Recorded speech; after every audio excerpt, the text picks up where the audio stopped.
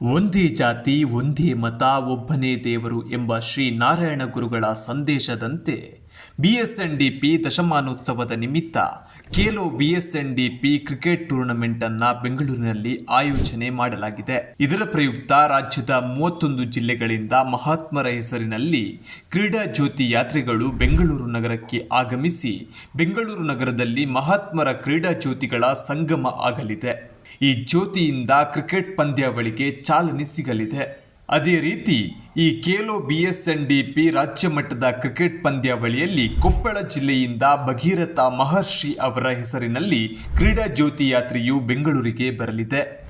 ಭಗೀರಥ ಮಹರ್ಷಿಯು ಇಕ್ಷ್ವಾಕು ವಂಶದ ಪೌರಾಣಿಕ ರಾಜನಾಗಿದ್ದಾರೆ.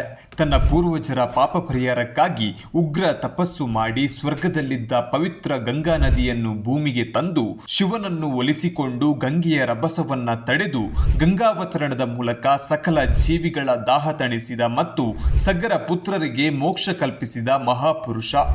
ಇವರ ಅಪ್ರತಿಮ ಪ್ರಯತ್ನವನ್ನ ಭಗೀರಥ ಪ್ರಯತ್ನ ಎಂದು ಸ್ಮರಿಸಲಾಗುತ್ತದೆ. ಈ ಹಿನ್ನೆಲೆಯಲ್ಲಿ ಕೊಪ್ಪಳ ಜಿಲ್ಲೆಯ ಕ್ರೀಡಾ ಜ್ಯೋತಿ ಯಾತ್ರೆಗೆ ಭಗೀರಥ ಮಹರ್ಷಿ ಅವರ ಹೆಸರು ಇಡಲಾಗಿದೆ.